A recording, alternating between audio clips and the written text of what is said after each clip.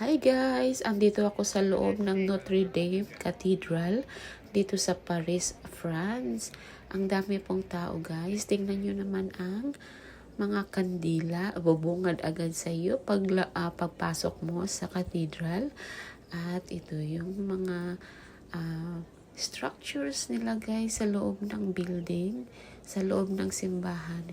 It's a very sacred church, kaya naman talagang dinadayo siya ng mga turista at saka ng mga local dito sa Paris, France.